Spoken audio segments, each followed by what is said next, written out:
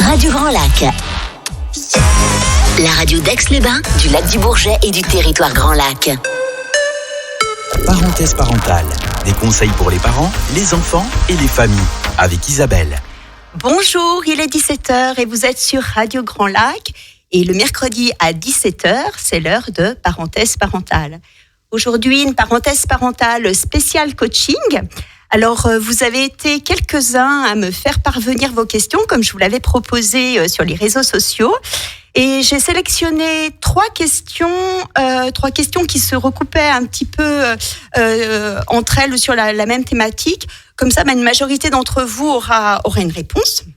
Alors bien sûr, aujourd'hui, il ne s'agit pas d'un véritable coaching comme je le propose aux familles qui me contactent, car on ne va pas être en interaction, mais je vais essayer de vous donner des clés pour vous permettre d'ouvrir des portes qui peut-être jusque-là étaient verrouillées ou qui n'avaient jamais été ouvertes ou entr'ouvertes. Et j'espère que derrière ces portes, vous trouverez plein d'astuces pour vous aider dans votre vie de famille au quotidien.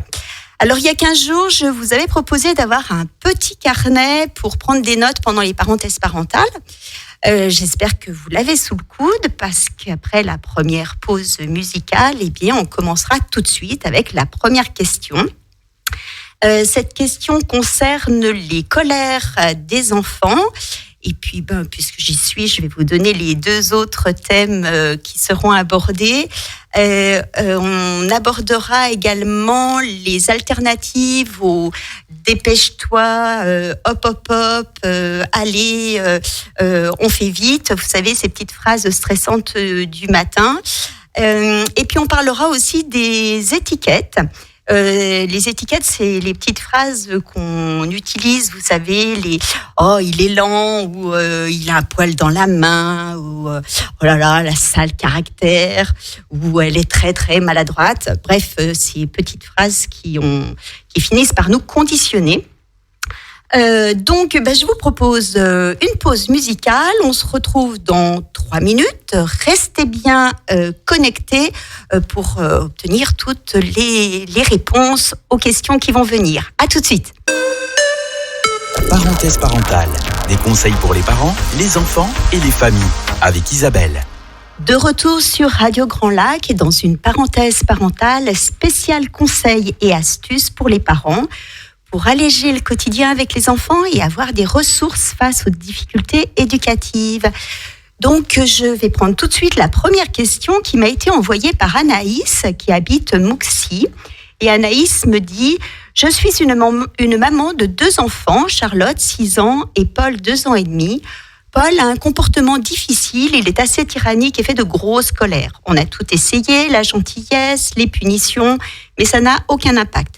Du coup, l'ambiance familiale est tendue car on crie beaucoup. » Alors, cette question, Anaïs, va intéresser de nombreux auditeurs car c'est une problématique qui est assez récurrente, en particulier avec les enfants de 2 à 4 ans. Et alors, en consultation, c'est vrai que j'aurais eu plein de questions à poser à cette maman. Est-ce que ça fait longtemps que ce petit garçon a cette réaction ? Est-ce qu'il est comme ça avec tout le monde ? Quand la maman me dit « j'ai tout essayé », oui, mais quoi ? Qu'est-ce qu'elle a essayé exactement ? Et puis, est-ce que les 2 parents sont d'accord sur la posture à avoir ? Alors, en l'absence de réponse, je vais vous donner quand même quelques pistes. Ce qui me semble intéressant d'appréhender en premier, c'est les raisons de la colère. Alors, chez un enfant, la première raison, c'est bien sûr la frustration. La frustration, le refus des contraintes. Il peut y avoir aussi la jalousie quand on est dans une fratrie, qui est d'ailleurs dérivée de la frustration. L'impuissance aussi, quand l'enfant n'arrive pas à faire tout seul. Il y a également le manque de mots, quand l'enfant n'a pas suffisamment de vocabulaire. Donc ça, c'est fréquent vers l'âge de 2-3 ans. Il y a également quelque chose à laquelle on ne pense pas toujours, c'est la décharge de stress. J'en parlerai un petit peu plus au fil de l'émission. Ensuite, il y a aussi le besoin d'attirer l'attention, parce que l'enfant peut avoir découvert qu'il pouvait monopoliser l'attention de cette façon. Et puis ensuite, il y a les besoins physiologiques, des besoins physiologiques qui sont pas remplis ou qui sont pas respectés. Par exemple, le sommeil, si l'enfant n'a pas assez dormi ou que son heure de sommeil est contrariée, eh bien, il peut être plus irritable. Et ça, on le comprend très bien parce que nous, en tant qu'adultes, quand on n'a pas eu nos 7-8 heures de sommeil, eh ben, on n'est pas tout à fait dans un état d'esprit disposé. Et c'est vrai qu'on est plus facilement irritable. La soif, la faim, le besoin d'attention aussi. Un enfant qui a passé sa journée à l'école ou à la crèche, loin de papa et maman, eh bien quand il rentre le soir, il a besoin de manifester ce besoin d'attention, et parfois il le fait de façon négative. Donc voilà, il y a aussi, je l'ai dit un petit peu en avant, le besoin d'autonomie quand l'enfant veut faire tout seul. Et puis le dernier point, c'est également la dernière raison, c'est la colère des parents. Et oui, parce que à la colère des parents, les enfants répondent aussi à la colère et vice versa d'ailleurs. Et ça, c'est à cause des neurones miroirs, ces neurones qui permettent à l'enfant de se construire par imitation. Ok ? Donc voilà, une fois qu'on a fait ce petit tour des raisons de la colère, on va réfléchir à comment réagir aux colères des enfants. Il me semble important de voir peut-être 2 points avant vraiment de vous donner la posture, la réaction à avoir. D'abord, premier point, c'est que les colères ne sont pas toutes les mêmes et que nous, en tant qu'adultes, on n'est pas toujours dans le même état d'esprit pour les accueillir. Il n'y a donc pas une solution, mais je dirais plusieurs outils pour comprendre et accompagner ces moments délicats. Et c'est ce que je vais vous proposer donc, dans un deuxième temps. Ensuite, l'autre point qui me semblait important d'aborder avec vous, c'est de comprendre ce qui se passe réellement dans le cerveau de votre enfant à ce moment-là. Alors, pour vous expliquer ça, ça va être assez schématique. En fait, dans notre cerveau, il est composé de 3 étages. Et ces 3 étages, en temps normal, ils sont reliés. Alors, c'est très schématique, mais par un escalier qui est assez stable. Au rez-de-chaussée, on trouve notre cerveau reptilien. C'est celui des instincts primaires, comme respirer, déglutir, cligner des yeux, fuir devant le danger. Ensuite, au premier étage, on trouve le cerveau limbique. C'est celui des émotions, de la mémoire. Les connexions les connexions neuronales dans ces 2 parties du cerveau, elles se développent à l'état fœtal et surtout pendant les premières années de la vie de l'enfant. Ok ? Ensuite, il y a le dernier étage. Ce dernier étage s'appelle le cortex préfrontal. Et c'est celui de l'analyse, de la logique, du langage, mais c'est aussi celui de l'empathie, qui nous permet d'être en empathie. Alors, il est intéressant, je vous ai dit que les 2 premiers étages se développaient énormément au cours de la première année. Pour ce dernier étage, on s'est beaucoup interrogé sur le stade de maturité. Quand est-ce que ce dernier étage arrivait à maturité ? Alors pendant des années, on a pensé que vers l'âge de raison, l'âge de 7 ans, les choses elles étaient plutôt bien mises en place. On disait d'ailleurs que tout se joue avant l'âge de 6 ans. Et il y a une dizaine d'années de ça, les neurosciences affectives et sociales, grâce à l'imagerie médicale, elles ont pu déterminer que cette dernière partie, donc le cortex préfrontal, cette dernière partie, arrivait à maturité bien plus tard que ce qu'on l'avait imaginé, c'est-à-dire autour de 25 ans. Donc, rien d'étonnant au comportement excessif pendant l'enfance et l'adolescence. En fait, cette immaturité cérébrale, elle est donc même souvent en cause dans les colères.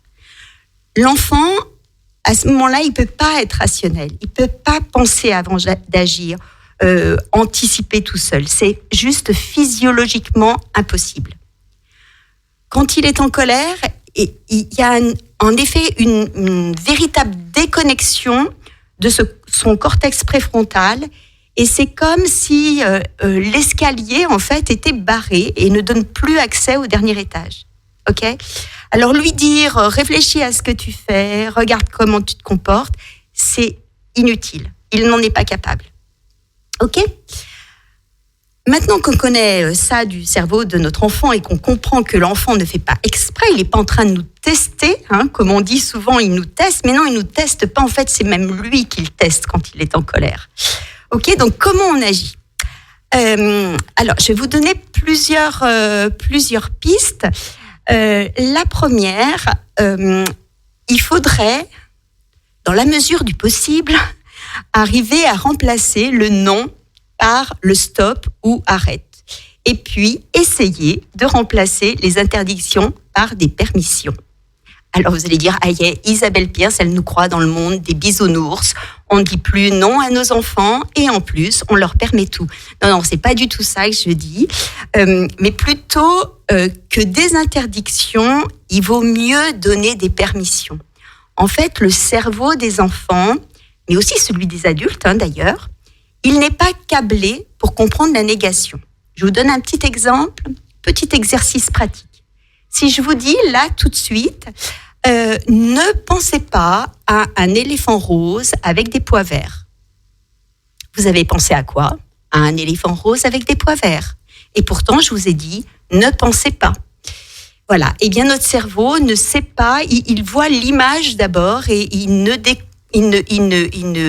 n'intègre pas la négation. Donc, avec votre enfant, au lieu de lui dire « ne cours pas », par exemple, mieux vaut lui dire « marche ». En fait, les permissions, elles focalisent l'attention de l'enfant sur le comportement désiré.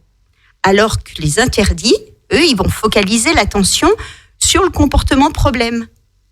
Okay ? Je vais peut-être vous redire ça parce que voilà, ça me semble important de bien le comprendre. Et les permissions, elles focalisent l'attention de l'enfant sur le comportement désiré, alors que les interdits focalisent l'attention sur le comportement problème. Ok ? Donc, avec l'interdiction, on n'explique pas à l'enfant ce qu'on attend de lui. Quand il saute sur le divan parce que voilà, il est plein d'énergie, si on lui dit arrête de sauter, on lui explique pas ce qu'on attend de lui. Par contre, si on lui dit oh là là, je vois que tu es plein d'énergie, tu as besoin de te dépenser, je te propose de prendre ta corde à sauter et d'aller sauter 10 fois à pieds joints et 10 fois à cloche-pied et ensuite à l'envers. Ou bien de lui dire allez, je te propose d'aller à saut de kangourou me chercher une pomme dans la cuisine. Voilà. Là, on a permis à l'enfant d'utiliser son énergie pour autre chose. Vous voyez la différence entre les interdictions et les permissions. D'accord ? Alors, j'entends peut-être Anaïs, je ne sais pas si j'ai des voix, mais Anaïs me dire oui, mais voilà, quand un enfant veut tout de suite, qu'est-ce qu'on fait ? Alors, c'est vrai que un enfant, jusqu'à l'âge de, 3-4 ans, il ne peut pas se représenter le futur et lui dire tu auras un bonbon à 4 heures ou je te lis une histoire dans 5 minutes. Ça n'a pas de signification pour lui, si ce n'est que ça va être l'éternité. Ok ? Donc, quand un enfant réclame quelque chose, le plus important, c'est pas de répondre à sa demande, mais c'est de l'entendre. Quand il vous dit j'ai faim, je veux un gâteau, et que vous lui dites pas maintenant, c'est pas l'heure, en fait là vous ne répondez pas à son besoin. Vous êtes plutôt dans l'interdiction. Enfin vous n'êtes pas en connexion avec lui pour le coup. Donc il va se mettre à pleurer. Et ce que je vous propose, c'est plutôt d'essayer je vois que tu as faim. L'heure du repas est encore loin. Et puis, lui proposer une alternative. Tu préfères un bout de pomme ou un bout de carotte? Ou bien, autre idée, c'est de lui dire j'ai l'impression que tu as vraiment envie de ces gâteaux, mais en même temps, c'est presque l'heure de manger. Alors, pour aller plus vite, tu veux bien m'aider à mettre la table, ou à laver la salade, ou à éplucher les légumes, bref. Le fait de le faire coopérer va permettre à son cerveau de changer d'objectif. OK ? Alors, vous allez me dire, mais si la colère survient quand même, parce que ça peut tout à fait arriver, même si vous avez pris ces précautions. Alors, tout d'abord, qu'on soit enfant ou adulte, on a complètement le droit d'éprouver de la colère. C'est une émotion qui est naturelle. Alors, je vais vous proposer quelque chose que vous allez certainement trouver contre-intuitif, mais qui pourtant tombe un petit peu sous le sens. Quand votre enfant est en proie à une colère, je vais vous proposer de respirer profondément, d'aller boire un verre d'eau fraîche, et puis de faire appel à des images agréables de cet enfant que vous avez souhaité plus que tout, j'imagine. Des images de câlins, des images de fou rire. Et une fois que vous avez ça, vous allez voir que vous allez être... votre tension, votre stress sera redescendu. Et parce qu'il faut bien comprendre qu'en fait, il serait complètement paradoxal de s'énerver en demandant à l'enfant de se calmer lui-même. On est bien d'accord, ok ? Donc, une fois on est arrivé à faire tomber un petit peu ce stress, je vous propose d'accueillir l'enfant en faisant de l'écoute active ou de l'écoute qu'on appelle aussi de l'écoute empathique. Et puis, c'est simplement de lui dire « je vois que tu es furieux, ou alors j'ai l'impression que tu n'es pas content du tout, ou tu dois être très, très en colère pour te rouler par terre. » Ok, c'est juste rester factuel sur ce que vous voyez. Ok, parce que lui demander de se calmer là, maintenant, ça ne sert à rien. Et en fait, c'est même, cette colère, c'est même une manière de se calmer, de décharger son stress. Ok. Alors, en général, les parents, quand ils sont face à la colère de leur enfant, ils pensent pas, c'est pour ça que je vous disais que c'était contre-intuitif, on pense pas à prendre 10 secondes pour respirer, se calmer. On se trouve souvent devant une alternative, c'est soit je cède à sa colère ou je ne cède pas à sa colère. Ce qui est un piège en fait, parce que dans les deux cas, le besoin de l'enfant, il n'est pas pris en compte. Et c'est bien sur ce ressort-là, sur le besoin de l'enfant qu'il faut s'appuyer pour sortir de la crise. Il faut aider votre enfant à ce que, c'est ce que je vous expliquais tout à l'heure, son cerveau limbique et son cortex préfrontal se reconnectent et que le passage dans l'escalier se rétablisse. Et la meilleure façon pour que cette reconnexion se fasse rapidement, c'est le contact physique. Et oui. Alors oui, bien sûr, aussi la maîtrise du parent à garder son calme, ça va de soi. Donc, qu'est-ce qu'on fait ? Eh bien, on prend son enfant dans les bras, on le contient, parce que oui, c'est vrai que souvent, ils se débattent dans ces moments-là, mais on essaye de le tenir avec un petit peu de force, sans lui faire mal, mais... et du coup, en le prenant contre votre poitrine, si vous respirez calmement, vos deux respirations vont se synchroniser.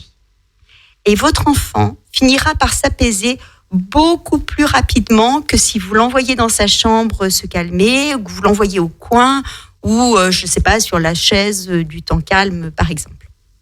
OK ? Un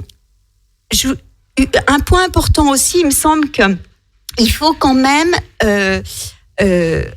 avoir en tête que les colères de vos enfants, elles sont à prendre au sérieux, même celles qui sont déclenchées par, je sais pas, le petit caillou blanc trouvé en promenade et, je sais pas, perdu en descendant de la voiture, par exemple. Hein. Pour lui, son univers, dans son univers, en fait, c'est un drame sans précédent, avoir perdu ce petit caillou blanc. Ok ? Donc, il faut essayer de vous inspirer aussi de votre propre intelligence émotionnelle et puis d'oser parler de vos propres émotions. Souvenez-vous, je vous ai parlé des neurones miroirs, hein, ces neurones qui nous permettent de nous construire par l'imitation. Alors, osez être imparfait en montrant à votre enfant comment vous gérez ces imperfections. Par exemple, vous pouvez lui dire, si vous êtes en colère, vous pouvez lui dire « Ok, là, je suis très en colère, alors je vais aller boire un verre d'eau, ou bien je vais m'isoler 5 minutes dans la chambre ou écouter de la musique, ou bien lui dire « Oui, c'est vrai, j'ai crié très fort, j'en suis désolée, mais en même temps, tu as cassé le vase que j'aimais tant. Alors, qu'est-ce qu'on fait ? Quelle solution tu proposes ?» Ok, en vous exprimant de la sorte, en fait, vous allez mettre des mots sur votre propre colère et ça va aider votre enfant à identifier ensuite ses propres émotions. Ok, on est vraiment là dans le rôle d'exemplarité. Hein. Je dis toujours en éducation, l'exemplarité, c'est pas une option. Hein. Donc voilà, montrez à vos enfants comment vous faites vous pour gérer votre colère. Ok. Alors, attention, toutefois, à ce que je vous ai dit, il faut bien comprendre que c'est pas cautionner, comprendre votre enfant dans son émotion, l'accompagner dans son émotion, c'est pas cautionner ce qu'il a fait. C'est pas parce que vous l'avez pris dans vos bras pour le calmer et puis après fait de l'écoute active que vous passez l'éponge sur ce qu'il a fait. Non, c'est pas ça. Il peut avoir fait une bêtise, commis une maladresse, cassé quelque chose dans sa colère. Eh bien, il faut, une fois le calme revenu, débriefer et puis trouver une solution. Ok ? Par exemple, je sais pas, lui dire, tu étais très en colère parce que je t'ai demandé d'éteindre la télé, ton dessin animé était terminé et tu te rappelles que tu as le droit à un dessin animé par jour. Et regarde, pendant ta colère, tu as jeté tous les livres. Maintenant que tu es plus calme, tu peux les ranger. En fait, faire réparer par votre enfant, ça va lui enseigner la responsabilité de ses actes et il en comprendra mieux les conséquences. Il est donc, je pense, vraiment intéressant d'inculquer cette notion de réparation assez jeune à l'enfant. Et à 2 ans, Anaïs, votre enfant, il en est tout à fait capable. En fait, la réparation, elle a pour vertu d'apprendre l'autonomie et la responsabilité à l'enfant, parce que du coup, le parent ne fait plus à sa place. Ok ? Alors, donc ça, c'était les grandes lignes. J'aimerais bien aussi vous donner 2 autres petites astuces, peut-être, qui sont assez utiles pour anticiper des situations que vous identifiez comme pouvant être une source de colère, ou bien tout simplement pour en désamorcer une. Le premier outil s'appelle le choix limité. Imaginons que votre enfant, un matin, vous dise « Je veux mettre mon short Cars » et que vous lui dites « Non, regarde, il pleut, tu mets ton jean. » Et là, bien sûr, « Je veux mettre mon short Cars. » Alors, ce que je vous propose, c'est un autre scénario. Donc, il vous dit « Je veux mettre mon short Cars », vous lui répondez « Ok, je sais que tu l'aimes beaucoup, ce short, mais en même temps, regarde, il pleut aujourd'hui. Tu risques d'avoir froid aux jambes, d'être tout mouillé. Tu préfères pas mettre ton jean ou ton jogging bleu que tu aimes tant ?» En fait, cette technique, elle permet à l'enfant de se sentir maître de son choix. Alors, bien sûr, il n'est pas complètement maître parce que voilà, on lui impose quand même un peu des choses. Mais voilà, ça lui donne un choix entre deux. Alors maintenant, cette alternative, elle fonctionne pas toujours parce que les enfants ne sont pas dupes. On peut pas dupliquer ça éternellement. Et donc, l'autre chose que je peux vous proposer, si vous vous sentez de le faire, parce que voilà, ça peut parfois être un peu déstabilisant, mais bon, c'est une alternative. C'est de lui dire tout simplement, lui laisser faire sa propre expérience, et puis lui dire, ok, mets ton short Cars, il pleut, tu risques d'avoir froid, mais c'est ton choix. Et là, je vais vous donner une petite anecdote très personnelle. Il y a quelques années de ça, mon fils devait avoir 4 ans. On était sur le point de partir à l'école, un peu à la bourre, comme tous les matins. Et mon fils arrive dans l'entrée en short. Il adorait être en short, toujours. Il adorait aussi se déguiser. Mais bon, ce jour-là, il était en short. Et nous étions au mois de novembre. Et je lui dis, dépêche-toi, Loulou, va te changer, parce que là, regarde, il fait froid, tu peux pas aller à l'école comme ça. Si, maman, je veux mettre mon short. Je dis, non, allez, file, tu vas mettre autre chose. Et il revient 3 minutes après, il avait toujours son short, mais dessous, il avait mis un collant. Et là, je me suis dit, il a fait ce que je lui ai demandé, il est allé mettre autre chose, je ne lui avais pas précisé quoi, il a mis son collant. On était trop en retard, j'ai dit, ok, allez, on y va. Donc, il a mis ses baskets, il a mis son blouson de ski et nous sommes partis comme ça. À l'école, j'ai prévenu la maîtresse et elle a ri et voilà, ça s'est bien passé de son côté. Et bizarrement, mon fils n'a plus jamais renouvelé cette expérience. Je ne sais pas si les copains lui ont fait des remarques ou si lui-même s'est dit, mais ouais, je suis pas habillée comme les autres. Bref, voilà, il a fait son expérience. Donc, à vous de voir. Je vous donne le dernier petit outil, petite astuce pour désamorcer ou aider à anticiper l'enfant sur des choses qui vont se passer et qu'il risque de ne pas bien accepter. Et donc, ce petit outil va vous permettre d'éviter ces réticences et puis, je l'espère, les crises. Alors, ça s'appelle la discussion préparatoire et je vous explique comment ça fonctionne. Dans un premier temps, on fait l'annonce de ce qu'on attend de l'enfant, de ce qui est attendu. Je vous donne un exemple. Au repas de ce soir, pour que ça se passe bien, tout le monde va manger avec ses couverts. Ok ? Donc ça, c'est l'annonce, c'est ce qu'on souhaite, c'est l'attendu. Et puis, dans un deuxième temps, on va poser des questions à l'enfant. Ça peut être des questions du genre est-ce qu'on pourra manger avec les doigts ? Et toi, tu vas utiliser quoi pour manger ? Et pourquoi on ne mange pas avec les doigts, au fait ? Ces questions, alors il ne faut pas en poser 10, mais 3 ou 4. Ces questions, elles vont permettre à l'enfant d'activer la visualisation dans son cerveau. En fait, il va se projeter plus facilement dans la situation. Et puis, ça va le faire reformuler ce qu'il a entendu. Et pour information, on retient 20% de ce qu'on entend, mais 80% de ce qu'on entend et de ce qu'on reformule. OK. Alors voilà, Anaïs, ces quelques conseils sont en fait la base pour que votre enfant apprenne à être à l'écoute de ses émotions, mais aussi de celles des autres. Gardez toujours en tête que la crise, la colère, peut aussi devenir une opportunité d'apprentissage. OK ?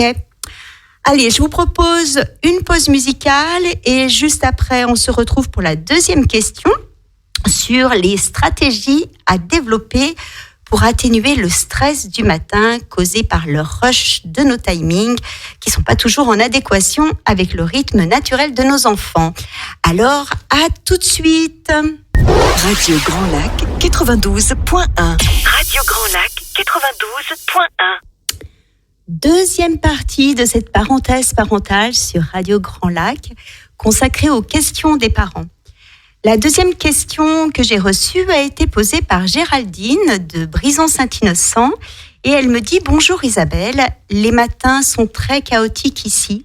Nous travaillons tous les deux et notre petite fille de 4 ans ne supporte pas le rythme qu'on lui impose le matin, surtout depuis qu'elle va à l'école.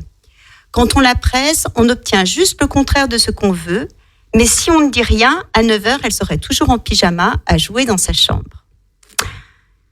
Ah, le rush du matin, oui, le rush du matin, un peu compliqué pour tout le monde et pour nos petits bouts, parce qu'en fait, oui, on n'est pas du tout dans leur rythme naturel. Alors, pour ce rush du matin, je vais vous donner quelques astuces que les enfants aiment beaucoup, enfin c'est le retour que j'ai eu des parents, et que les parents ont testé, expérimenté, et après un petit peu de doute, ont adopté et en font un petit peu leur quotidien maintenant, l'ont dupliqué pour d'autres problèmes. Donc, en fait, ces astuces-là, elles vont vous permettre de gagner du temps, puis elles vont augmenter la bonne humeur de l'ambiance familiale. Donc, ça vaut peut-être le coup de les tenter. Donc, au-delà des questions d'organisation, comme préparer les habits la veille, se lever soi-même plus tôt, assurer une quantité de sommeil suffisante aux enfants, vous vous souvenez les besoins physiologiques, afficher des pictogrammes de routine, je trouve ça bien aussi parce que ça permet aux enfants de connaître le processus, le déroulé de leur matinée, de leur journée, de leur soirée. C'est vraiment voilà, ça donne des repères et ils ont un vrai rituel. Ils savent ce qu'ils peuvent faire et ils peuvent même les cocher pour que ce soit plus visible et qu'ils sachent exactement où ils en sont. Donc oui, je disais, au-delà des questions d'organisation, j'aime bien utiliser la parentalité ludique qui est utile les matins où tout semble compliqué, où les enfants n'arrivent pas à sortir du lit, où ils pensent qu'à jouer, ils traînent des pieds pour s'habiller, bref, où c'est bien compliqué. Alors, même si ces outils paraissent au premier abord un peu inadaptés à nos modes de vie contemporains, je vous invite quand même à les tester parce que vous allez voir, non seulement ça va vous faire gagner du temps, parce que vous allez éviter les colères de vos enfants, mais en plus, ça va provoquer des émotions positives aussi bien chez vous que chez vos loulous. Et puis, ça va instaurer une meilleure ambiance générale. Donc oui, il faut tester. Première astuce que je vous donne, j'imagine que vos enfants ont des peluches. Et vous pouvez très bien utiliser les peluches favorites de vos enfants pour les faire parler, pour qu'elles accueillent vos enfants le matin au lever en douceur. Je vais prendre ma voix de nounours pour vous expliquer ça.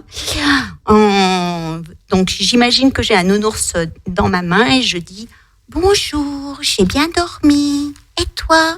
Oh là là, t'as beaucoup bougé cette nuit. Tu m'as écrasé la tête avec tes fesses. Allez, lève-toi, j'ai faim, moi. » Bon, je le fais pas très très bien, je vous l'accorde, mais bon, bref. L'idée est de provoquer, à travers cette peluche, provoquer des émotions positives qui vont l'inciter à coopérer. Beaucoup mieux que « Allez, dépêche-toi, lève-toi, allez, c'est presque l'heure d'aller à l'école. » Ou même lui dire « Allez, vite, on est déjà en retard. » Bref. Donc voilà, donc le nounours, il va servir un peu de médiateur et comme c'est lui qui parle, on met moins d'émotions soi-même en tant que parent et en général, ça passe plutôt pas mal. Deuxième petite astuce, la course. La course, elle est à utiliser alors un peu avec parcimonie pour éviter que tout devienne une course à gagner dans la vie. Et puis, d'autre part, c'est un système qui est plus facilement gérable avec un seul enfant, parce qu'autrement, ça risque de provoquer des jalousies, des conflits, à l'opposé de ce qu'on recherche le matin. Donc, on le fait avec un enfant, d'accord, ou quand l'autre est occupé à faire quelque chose, ou quand il n'est pas là, par exemple, si on a deux enfants. Et vous pouvez tester la course sous plusieurs formes. Par exemple, battre l'horloge, finir de s'habiller avant que la grande aiguille soit sur le 12, par exemple. Ou bien terminer avant une chanson, finir de se coiffer avant la fin d'une chanson, par exemple. ou alors ça peut être aller plus vite que papa et maman, papa ou maman. C'est-à-dire être prêt avec les chaussures et le manteau avant les parents. Ok ? Vous voyez le principe ? Voilà, ça c'est rigolo. Les enfants aiment bien, ils sont souvent dans la compétition, donc ça peut être rigolo. Un autre que j'aime beaucoup, qui fait beaucoup rire les enfants, c'est le jeu de rôle. On peut imaginer avec les enfants être des personnages. Par exemple, on peut imaginer être des pilotes d'avion qui vérifient que tout est OK pour le décollage. Et on fait brossage des dents, check. Chaussures, check. Manteau, check. Cartable, check. Bon, c'est pareil, je ne fais pas très bien le pilote qui parle dans son micro. Ou alors on peut prendre une voix de robot, ou bien être des plongeurs qui parlent avec un détendeur dans la bouche. Enfin bref, les enfants adorent. Voilà. Donc ça instaure vraiment une ambiance sympa le matin et tout le monde part avec le sourire. Autre chose peut-être, oui, vous pouvez avoir recours à l'absurdité aussi.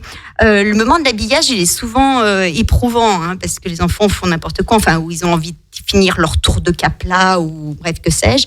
Et apporter une touche d'humour à travers l'absurdité, ça peut permettre de faire redescendre les tensions.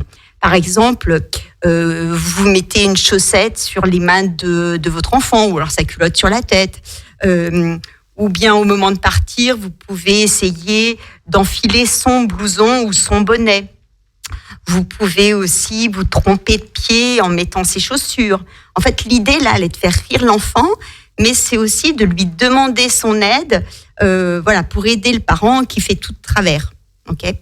Et puis, on peut également jouer avec d'autres choses. Par exemple, je ne sais pas, se brosser les dents faire semblant de se brosser les dents avec la brosse à cheveux ou ouvrir la porte du frigo plutôt que la porte d'entrée pour sortir. Bref, voilà. Je pourrais encore vous donner plein d'exemples, mais je suis sûre que vous avez compris l'état d'esprit. Alors, bien sûr qu'il y aura des matins où vous n'aurez pas envie de recourir à l'une ou l'autre de ces idées. Par fatigue, par stress, peut-être parce que vous avez une réunion super importante tout de suite en arrivant. Et puis, vos enfants aussi seront peut-être pas réceptifs. Ok ? Donc, qu'est-ce que c'est l'alternative ? Eh bien, c'est ce que je vous ai expliqué tout à l'heure, c'est l'écoute empathique, qui permet vraiment de maintenir le lien et de susciter la coopération. Une fois que l'émotion est accueillie, vous allez faire un câlin pour remplir son réservoir d'amour, pour qu'il dispose de ressources internes tout au long de sa journée. Et puis lui rappeler, lui dire « Allez, Zou, il est l'heure de partir maintenant. Tu préfères aller à la voiture à saut de kangourou ou à pas de géant ?» Essayez, vous allez voir, c'est assez radical. Et puis vous me direz ce que vous avez trouvé comme idée peut-être. Voilà, ça c'était donc les astuces ludiques auxquelles on ne pense pas toujours quand on a le nez dans le guidon. Je vous propose une pause musicale et on attaquera la dernière partie de l'émission sur le thème des étiquettes. Et puis, les étiquettes, c'est le regard que l'on pose sur nos enfants. Ok ? À tout de suite, on se retrouve tout de suite après Amir, la fête. Radio Grand Lac, les pieds dans l'eau, 92.1. Je suis toujours avec vous sur Radio Grand Lac pour une dernière partie d'émission consacrée à la question de Laura d'Aix-les-Bains, qui me dit « Mon fils de 7 ans est maladroit et pas très dégourdi, tout à l'opposé de son petit frère. On a beau lui dire de faire attention, mais c'est de pire en pire et la patience nous manque. On se demande s'il n'y fait pas exprès pour qu'on fasse les choses à sa place, ce qu'on finit par faire de toute façon. Quels seraient vos conseils ?» Alors, le saviez-vous, Laura ? Les croyances influencent nos comportements. Ce qu'on croit conditionne notre manière d'être, notre manière d'apprendre, notre manière de travailler, bref, tout ce qu'on fait dans notre vie. Inconsciemment, ce qu'on croit nous pousse à nous conformer à cette croyance et à faire que ça devienne notre réalité. Je vais vous parler de 2 expériences qui sont assez connues, peut-être que vous en avez entendu parler, qui qui ont mis en évidence cette chose, cet état de fait, et qui a été appelé l'effet Pygmalion. Je vous expliquerai pourquoi dans un petit moment. Si je vous parle de ça, c'est en fait, vous allez voir, c'est parce que c'est un lien direct avec la construction de la confiance des enfants. Alors, je vais vous parler des deux expériences. C'est des expériences qui ont été menées par un psychologue américain qui s'appelait Robert Rosenthal, qui était persuadé que nos croyances pouvaient nous permettre de nous dépasser, mais et au contraire de nous enfermer. Et en 1933, il a fait une expérience avec des rats. Il a créé 2 groupes de 6 rats qu'il a pris complètement au hasard. Il a donné le premier groupe de rats à 6 étudiants en leur disant que ces rats étaient des rats super intelligents, exceptionnels et qu'ils avaient été choisis de manière super rigoureuse. Et puis Rosenthal, il a donné un deuxième groupe de rats à 6 autres étudiants en leur disant que ces rats-là étaient juste des rats ordinaires, qui n'avaient rien d'exceptionnel et qu'il ne fallait pas trop attendre de résultats de leur part. Puis Rosenthal a expliqué la règle, donc elle était la même pour les 2 groupes. Les rats devaient parcourir un labyrinthe et trouver la sortie le plus vite possible. Et là, résultat incroyable, alors que les rats, je vous le rappelle, étaient tous pareils, ceux du premier groupe ont eu vraiment de meilleurs résultats que ceux du deuxième groupe. Certains du deuxième groupe avaient encore même pas quitté la ligne de départ, alors que tous ceux du premier groupe l'avaient franchi. Ok. Alors vous allez me dire, ouais, mais c'est des rats, c'est pas des enfants ni des êtres humains. Alors je vous l'accorde. Et d'ailleurs, Rosenthal a eu la même réflexion. Et donc c'est pour ça qu'il a ensuite, quelques années plus tard, voulu faire cette expérience avec des enfants dans une école. Il a travaillé avec une directrice d'école de San Francisco, dans un quartier pauvre de la ville. Cette directrice s'appelait Leonore Jacobson. Et il a remplacé donc les rats par les enfants et les étudiants par des instituteurs. Il a dit donc aux enseignants qu'il faisait une grande étude pour Harvard et que voilà, c'était vraiment une étude sérieuse. Et ils ont fait passer donc des tests de QI aux enfants, des vrais tests de QI aux enfants. Puis ils ont donné des résultats aux enseignants, mais ils ont un peu bidonné les résultats, ils les ont un peu traficotés. Ils ont choisi au hasard 20% des élèves qui avaient été évalués et ils ont dit à leurs enseignants que ces élèves-là, ils avaient un QI supérieur à la moyenne. Alors que ça n'était pas vrai. Enfin, il y en avait peut-être qui étaient bons, mais voilà, ils n'avaient pas forcément un QI supérieur à la moyenne. À la fin de l'année, et puis encore l'année d'après, puisque l'expérience a eu lieu sur 2 ans, ils ont refait passer les tests à tous les élèves. Et bien, les résultats ont été les mêmes que dans la première expérience avec les rats. Les élèves au faux quotient intellectuel supérieur ont en effet tous augmenté leur performance au test. Et pas dans une moindre mesure, puisque c'était entre 5 et 25 points. Bref. Donc, qu'il s'agisse de rats ou de personnes, la seule chose qui était différente entre les 2 groupes, c'était bien le regard porté par ceux qui les accompagnaient. Okay ? Donc, les accompagnants, les encadrants, là, ils avaient tous une fausse croyance. Qu'elle était positive ou négative, ils avaient une fausse croyance. Et ces croyances, elles ont eu des effets sur leur propre comportement. Ceux qui croyaient que leurs rats ou leurs élèves étaient intelligents, ils ont manifesté de la sympathie, de l'empathie, de l'encouragement, de l'amitié, bref, un comportement positif, bienveillant, valorisant. En fait, le terreau juste parfait pour donner envie de se dépasser.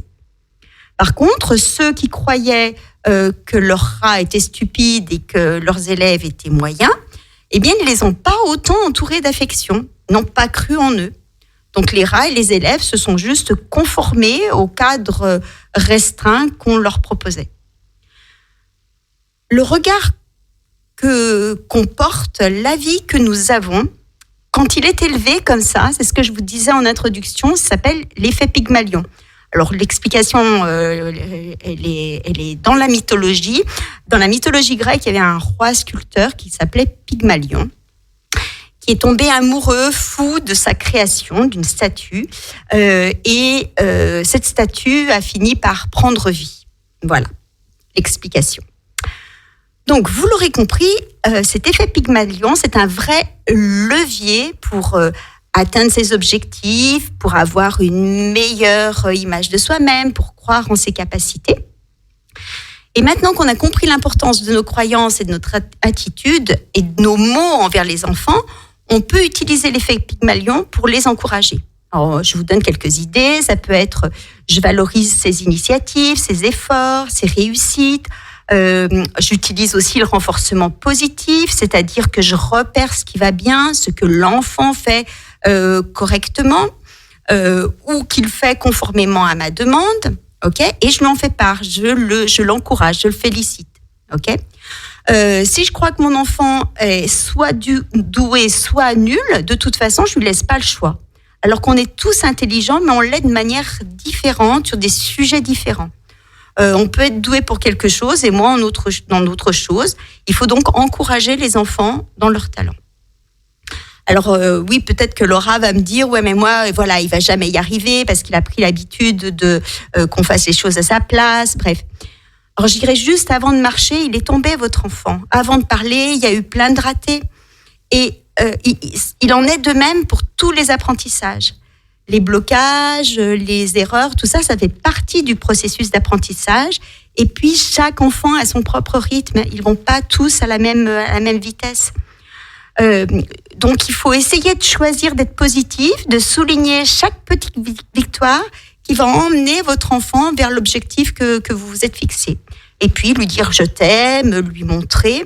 On a vu que ça fonctionnait avec les rats, donc avec les enfants, bien sûr qu'on y va. L'amour est très porteur. Et puis enfin, je supprime bien sûr les phrases limitantes de mon vocabulaire. Et puis petit à petit aussi de mes pensées. Voilà. Donc, vous l'avez compris, en fait, la perception du parent sur les compétences de l'enfant, ça a vraiment un effet miroir sur la perception que l'enfant va avoir de ses propres compétences. OK ? Alors, juste, il me reste quelques instants pour vous expliquer que il existe le contraire de l'effet Pygmalion, ça s'appelle l'effet Golem. Et donc, c'est son pendant négatif. L'effet Golem se construit de la manière suivante. En fait, c'est des attentes peu élevées sur un individu qui vont conduire insidieusement à des performances moindres de sa part. Ok. Alors, je suis souvent témoin d'échanges entre des parents et j'entends des parents parler de leur enfant en leur présence avec des propos du genre ouais mais il est mauvais en maths comme moi ou ils partent en randonnée là pendant toute la journée avec leur maîtresse mais moi il en est pas capable il peut pas marcher aussi longtemps que ça ou bien dire mais je doute qu'il réussisse dans ce truc là c'est pas pour lui les manuels le truc intellectuel c'est pas pour lui.